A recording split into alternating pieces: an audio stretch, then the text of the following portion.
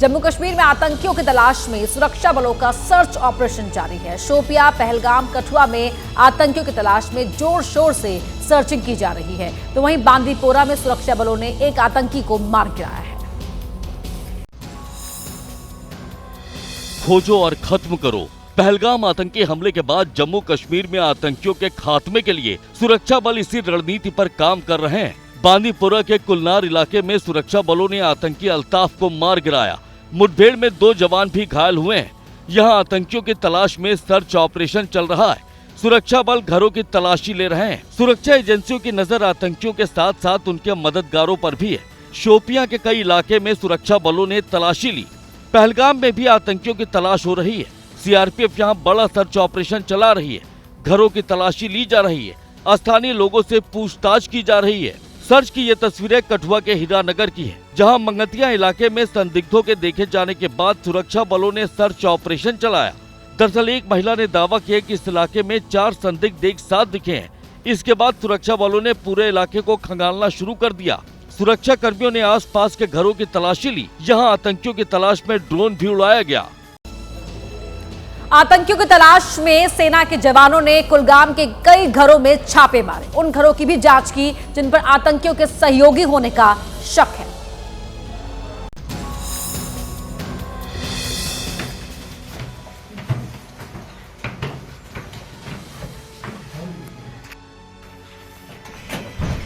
ये कुलगाम के डीएचपोरा के एक घर की तस्वीर है।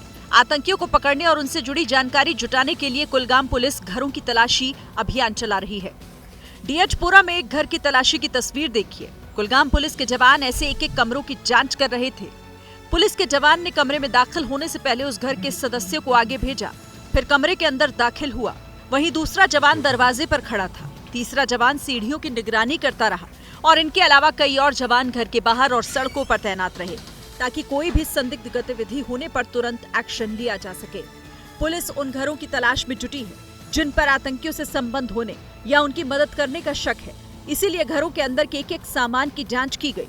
इस दौरान संदिग्ध घरों के सदस्य या तो घर से बाहर कर दिए गए थे या पुलिस के जवानों के साथ कमरों के अंदर जांच में सहयोग कर रहे थे।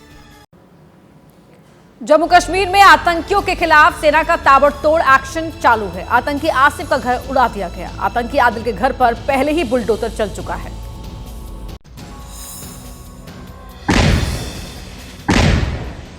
ये धमाका आतंकी आसिफ के घर में हुआ।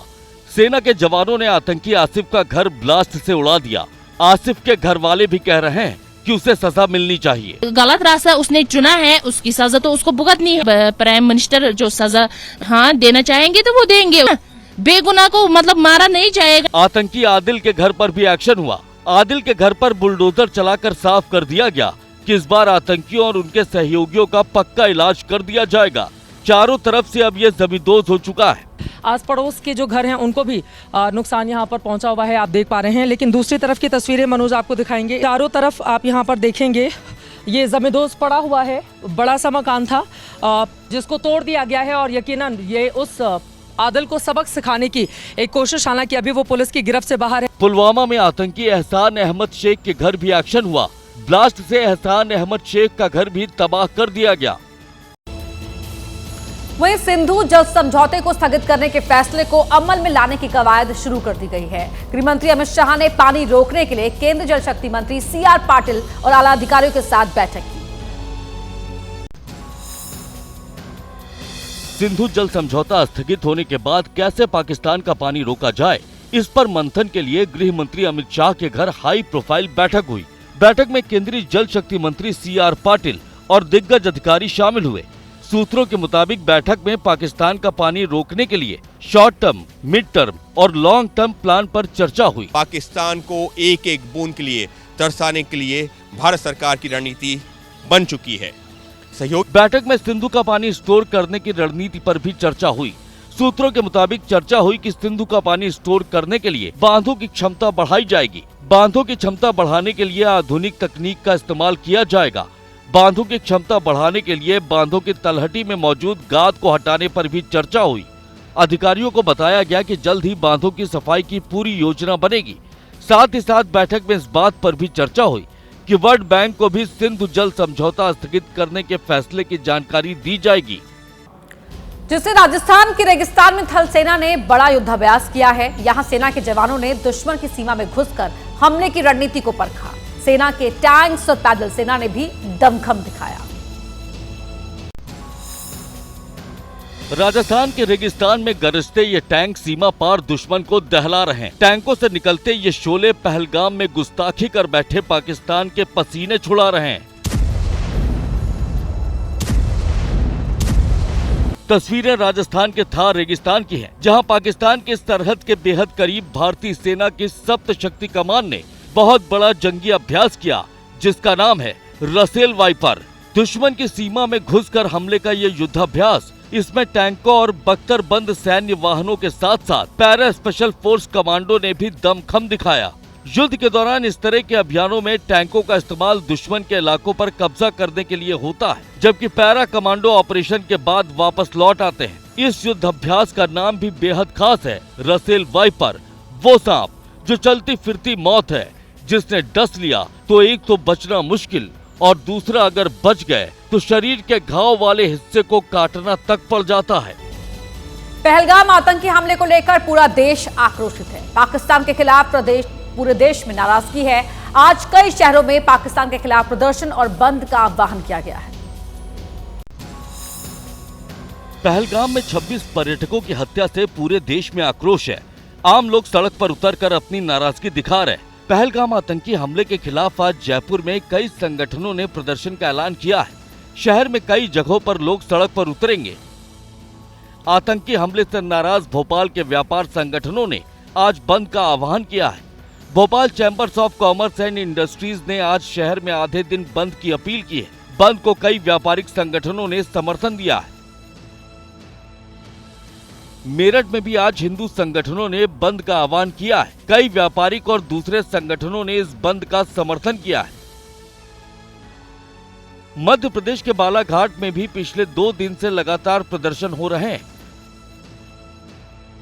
आज बालाघाट में बंद का आह्वान किया गया है। शहर में इमरजेंसी सेवाओं को छोड़कर दूसरी सभी गतिविधियों को बंद में शामिल किया गया है।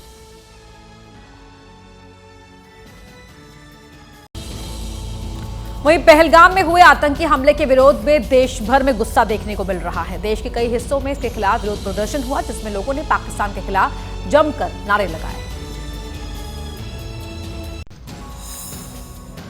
पहलगाम में बेगुनाह पर्यटकों के कत्लेआम से नाराज मुस्लिम समाज के लोगों ने वाराणसी में विरोध प्रदर्शन किया। जुमे की नमाज के बाद मुस्लिम समुदाय के लोगों ने पोस्टर हाथों में लेकर विरोध किया। आतंकवाद और पाकिस्तान के खिलाफ जमकर नारेबाजी की। हम ऐसे जो दर्दनाक घटना घटी है, हम उसकी पुरजोर निंदा करते हैं। मैं पूरा भरोसा है कि कार्रवाई होकर रहेगी। पहलगाम आतंकी हमले के खिलाफ यूपी के मुरादाबाद में भी लोगों का गुस्सा भड़का हुआ है, जहां महिलाओं ने विरोध का मोर्चा संभाला। हाथ में नंगी तलवार लेकर महिलाएं सड़क पर बैठी, तलवार लहराते हुए नारेबाजी की। पहलगाम के अंदर जो एक बहुत बड़ा हत्याकांड होया थे और जिन्होंने लोगों ने हत्याकांड किया है, उन्होंने लोगों के खिलाफ सख्त और सख्त कार्रवाई होनी चाहिए है। उन्होंने सख्त और सख्त सजाएं दी जानी चाहिए। पंजाब के फतेहगढ़ साहिब के सरहिंद इलाके में भी पहलगाम आतंकी हमले के खिलाफ विरोध मार्च निकाला गया। रोजा शरीफ के खलीफा की अगुवाई में मुस्लिम समाज के लोग इस विरोध प्रदर्शन में शामिल हुए। आतंकवाद का पुतला फूंका, हिंदुस्तान जिंदाबाद के नारे लगाए। सर्वदलीय बैठक में पहलगाम आतंकी हमले पर सरकार के हर एक्शन का समर्थन करने वाली कांग्रेस ने अब सरकार से सवाल पूछा है। कांग्रेस ने एक्स पर पोस्ट कर पूछा कि आखिर सुरक्षा में इतनी बड़ी चूक हुई कैसे। कांग्रेस ने ऑफिशियल एक्स हैंडल से एक वीडियो पोस्ट कर पहलगाम आतंकी हमले को लेकर केंद्र सरकार से सवाल पूछे हैं। कांग्रेस ने पूछा है कि सुरक्षा में चूक कैसे हुई, इंटेलिजेंस फेल कैसे हुआ, आतंकी बॉर्डर के अंदर कैसे आए, 28 लोगों की मौत का जिम्मेदार कौन है, क्या गृह मंत्री अपने पद से इस्तीफा देंगे, क्या पीएम मोदी इस चूक की जिम्मेदारी लेंगे। कांग्रेस ने कहा कि पहलगाम में हुए आतंकी हमले से पूरा देश आहत है, लेकिन कुछ सवालों का जवाब पूरा देश जानना चाहता है। कांग्रेस ने वीडियो में पूछा कि सेना और सीमाएं सीधे मोदी सरकार के अंडर आती हैं, इसके बावजूद आतंकी बॉर्डर एरिया से इतना अंदर कैसे आ गए, इंटेलिजेंस से इतनी बड़ी चूक कैसे हो गई। शरद गुट के अध्यक्ष शरद पवार ने भी पहलगाम आतंकी हमले को लेकर सुरक्षा में चूक का मुद्दा उठाया है। पवार ने कहा कि पहलगाम जैसे सुरक्षित स्थान पर हमले को देखते हुए सवाल उठते हैं। समाजवादी पार्टी के नेता अबू आजमी ने भी सुरक्षा में चूक का मुद्दा उठाया है। इसमें लैब्स है वो भी बताना चाहिए। ये लैब्स था, वहाँ पे सिक्योरिटी नहीं थी। जो लोग वहाँ से आए हैं वापस जिंदा हैं वो बता। पहलगाम में हुए आतंकी हमले के खिलाफ कांग्रेस कार्यकर्ताओं ने देश भर में विरोध प्रदर्शन किया। जगह जगह कैंडल मार्च निकालकर आतंकियों से बदला लेने की मांग की गई। पाकिस्तान के खिलाफ भी जमकर नारे लगाए गए। देश भर में कांग्रेस कार्यकर्ता पहलगाम आतंकी हमले के खिलाफ सड़कों पर उतरे, कायराना हमले का विरोध किया, आतंकियों पर सख्त एक्शन लेने की मांग की। जम्मू कश्मीर के डोडा, जम्मू और शिमला में कैंडल मार्च कर कांग्रेस ने विरोध जताया। कश्मीर की वादियों में जो शांति थी उसको अस्थिर करने की बात जिस प्रकार से भारी ताकतों ने की है, कांग्रेस पार्टी, अखिल भारतीय कांग्रेस पार्टी पूरी मजबूती से देश की एकता और अखंडता के लिए सरकार के साथ खड़ी है। हैदराबाद में हुए कांग्रेस के विरोध प्रदर्शन में सीएम रेवंत रेड्डी और एआईएमआईएम अध्यक्ष असदुद्दीन ओवैसी शामिल हुए। पहलगाम हमले का विरोध हुआ और आतंकियों पर कड़ी कार्रवाई की मांग की गई। आंध्र प्रदेश के विजयवाड़ा में कांग्रेस नेता कार्यकर्ता तो बेंगलुरु में यूथ कांग्रेस के कार्यकर्ताओं ने विरोध प्रदर्शन किया। यूपी की राजधानी लखनऊ और गोवा की राजधानी पणजी में भी पहलगाम हमले के खिलाफ विरोध प्रदर्शन हुआ। कांग्रेस कार्यकर्ताओं ने कैंडल मार्च निकाला और आतंकियों पर कड़ी कार्रवाई की मांग की। पहलगाम में सैलानियों से उनका धर्म पूछने वाला अयाज अहमद पुलिस की गिरफ्त में है। एक महिला टूरिस्ट ने दावा किया था कि अयाज अहमद ने उनके धर्म के बारे में उनसे पूछताछ की थी और बाकी हिंदू टूरिस्टों के बारे में भी सवाल जवाब किए थे। तस्वीर में दिख रहा ये शख्स अयाज अहमद है। पहलगाम आतंकी हमले के बाद सोशल मीडिया पर अयाज की तस्वीर वायरल हो रही थी। एक सैलानी ने दावा किया था कि खच्चर वाला अयाज लोगों से उनका धर्म पूछ रहा था। अयाज हथियार की भी बात कर रहा था। पहले लैंग्वेज जो थी उनकी हिंदी थी, 2 लाइन वो हिंदी में बोले थे। फिर मैं ऐसे वो देखा कि मैं बात सुन रही हूँ, आइस कांटेक्ट हुआ एक दूसरे का, मेरा और उसका, तो वो तुरंत अपनी भाषा बदल दिया था। वो यहाँ पे फ़ोन रखा हुआ था और वो ऐसे झुक के फ़ोन निकालता है, बात करता है। उसके पास बहुत सारे फ़ोन आ रहे थे, बहुत सारे फ़ोन। तो वो बोलता है plan A break fail, plan B मैं 35 बंदूकें भिजवा दिया हूँ। ये दोनों ये हमको वहाँ पे ऊपर मिलते हैं, ये दोनों। और ये जो है एकता के दावे के बाद पुलिस ने अयाज को गिरफ्तार कर लिया है। वो गांदरबल के गोहीपोरा रायजान का रहने वाला है। अयाज सैलानियों को टट्टू सर्विस देता है। पुलिस अब अयाज से पूछताछ कर रही है। वहीं पाकिस्तानी नागरिकों का वीजा रद्द करने के फैसले पर गृह मंत्रालय ने ऑफिशियल आदेश जारी कर दिया है। आदेश के मुताबिक 13 तरह के वीजा धारकों को 27 अप्रैल तक भारत छोड़ना होगा। गृह मंत्रालय की तरफ से जारी ऑफिशियल नोटिफिकेशन में साफ साफ बताया गया है कि पाकिस्तानी नागरिकों को दिए गए 14 श्रेणियों के वीजा रद्द कर दिए गए हैं। इनमें व्यापार, सम्मेलन, आगंतुक और तीर्थ यात्री के वीजा भी शामिल है। सरकार ने साफ किया है कि 13 तरह के वीजा धारकों को 27 अप्रैल तक भारत छोड़ना होगा। मेडिकल वीजा धारकों को 29 अप्रैल तक भारत छोड़ना होगा। गृह मंत्री अमित शाह ने सभी राज्यों के मुख्यमंत्रियों से फोन पर बात की और उन्हें अपने राज्य में मौजूद पाकिस्तानी नागरिकों को वापस भेजने का निर्देश दिया। केंद्रीय गृह सचिव गोविंद मोहन ने भी सभी राज्यों के मुख्य सचिवों के साथ वीडियो कॉन्फ्रेंसिंग की और उन्हें ये सुनिश्चित करने को कहा कि जिन पाकिस्तानी नागरिकों का वीजा रद्द किया गया है वो तय समय सीमा तक भारत छोड़ दे। गृह मंत्रालय ने कहा कि किसी भी पाकिस्तानी नागरिक को नया वीजा जारी नहीं किया जाएगा। साथ ही पाकिस्तानी नागरिकों को जारी दीर्घकालिक वीजा और राजनयिक और आधिकारिक वीजा पर यह आदेश लागू नहीं होगा। पहलगाम आतंकी हमले को लेकर हिंदू मुसलमान वाली सियासत भी हो रही है। समाजवादी पार्टी के नेता राम गोपाल ने बीजेपी पर हिंदू मुस्लिम वाली राजनीति करने का आरोप लगाया। पहलगाम आतंकी हमले के खिलाफ देश का गुस्सा सड़क पर दिख रहा है। देश भर में प्रदर्शन हो रहे हैं। दहशतगर्दी बंद करो। सर्वदलीय बैठक में सभी दलों ने आतंकी हमले के खिलाफ एक्शन पर एकजुटता दिखाई, लेकिन अब सियासत हो रही है। समाजवादी पार्टी के नेता राम गोपाल यादव ने आरोप लगाया है बीजेपी पहलगाम आतंकी अटैक को लेकर हिंदू मुस्लिम वाली सियासत कर रही है। बीजेपी से जुड़े हुए जो संगठन है उनके लोग इसमें भी हिंदू और मुस्लिम ढूंढने लगे। उसमें मुसलमानों ने कई टूरिस्ट को बचाने का काम किया। राम गोपाल के बयान के बाद बीजेपी ने पलटवार किया। बीजेपी नेताओं ने कहा कि देश में कुछ लोग हैं जो पाकिस्तान का समर्थन करते हैं। आतंकवादी आकर के पूछ रहे हैं तुम हिंदू हो मुसलमान। और जो विधवाएं हुई हैं उनसे कहा गया कि जाकर के मोदी से कहना। जो चीज स्पष्ट है उसको किस उद्देश्य से ये लोग छिपाना चाहते हैं। अगर आतंकवाद और जिहाद का धर्म नहीं होता तो धर्म पूछकर गोली क्यों मारी गई? राम गोपाल जी के पास इसका जवाब है क्या? नहीं है। ये तुष्टीकरण की राजनीति करते हैं, वोट बैंक की राजनीति। वहीं पीएम मोदी आज 51,000 से ज्यादा युवाओं को नियुक्ति पत्र देंगे। वीडियो कॉन्फ्रेंसिंग के जरिए पीएम रोजगार मेले में युवाओं को नियुक्ति पत्र देंगे। आज देश भर में 47 जगहों पर रोजगार मेले का आयोजन किया गया है। नौजवानों के लिए ये मौका खास है क्योंकि 51,000 नौजवानों को आज पीएम के हाथों नियुक्ति पत्र मिलेगा। आज सुबह 11 बजे होने वाले इस कार्यक्रम में पीएम मोदी वीडियो कॉन्फ्रेंसिंग के जरिए युवाओं को नियुक्ति पत्र देंगे। पीएम जिन युवाओं को नियुक्ति पत्र देंगे वो राजस्व विभाग, कार्मिक लोक शिकायत और पेंशन मंत्रालय, गृह मंत्रालय, डाक विभाग, उच्च शिक्षा विभाग, रेल मंत्रालय और श्रम और रोजगार मंत्रालय समेत केंद्र सरकार के कई मंत्रालयों और विभागों का हिस्सा होंगे। इस मौके पर पीएम युवाओं को संबोधित भी करेंगे। युवाओं को पारदर्शी तरीके से नौकरी देने के लिए केंद्र सरकार ने रोजगार मेले की शुरुआत की थी। इसके पहले पीएम मोदी ने 23 दिसंबर 2024 को 71,000 युवाओं को नियुक्ति पत्र दिया था। तब पीएम ने कहा था कि 1.5 साल में 10 लाख युवाओं को सरकारी नौकरी मिली है।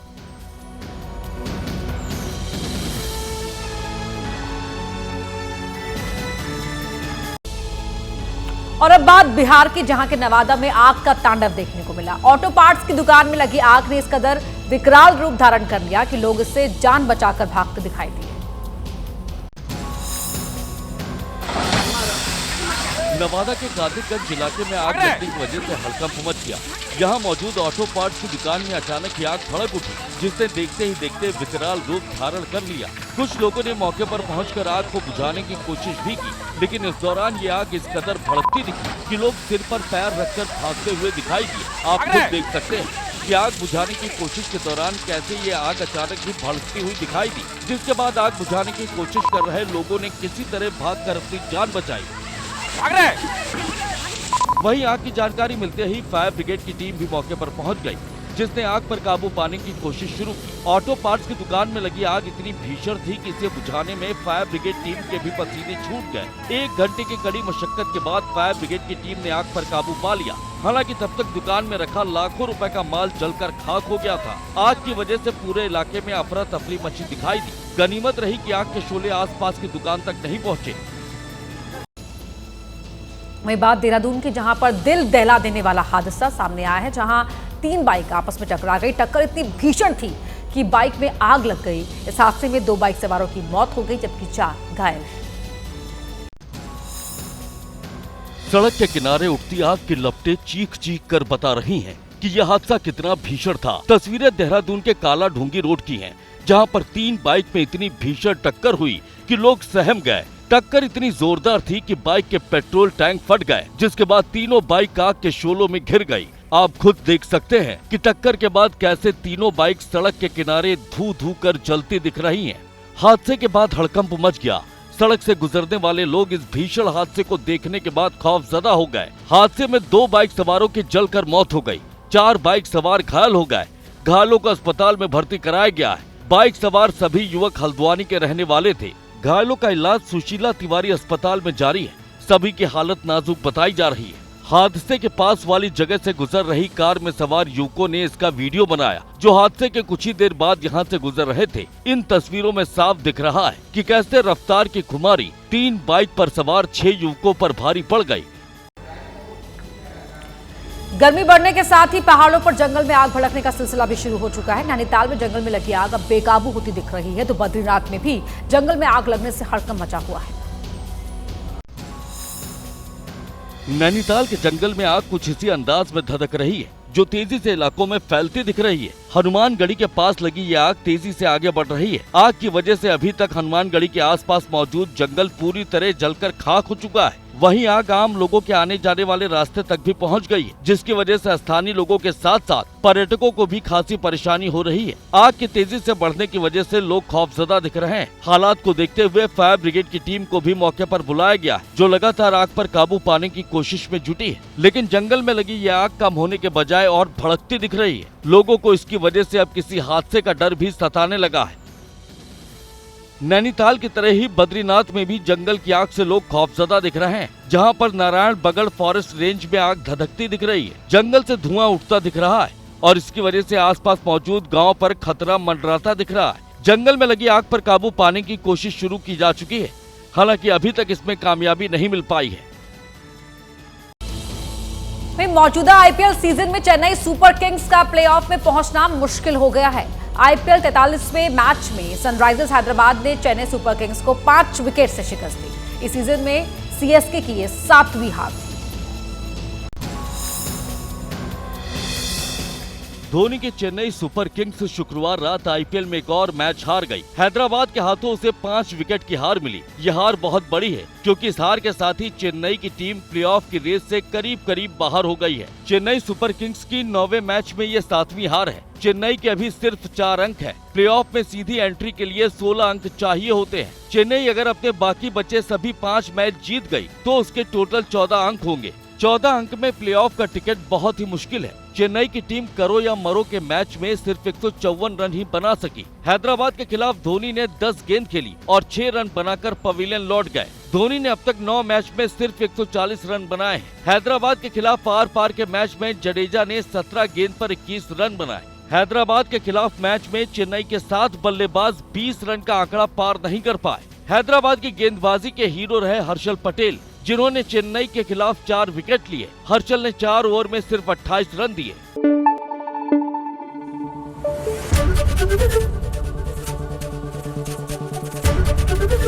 एबीपी न्यूज आपको रखे आगे।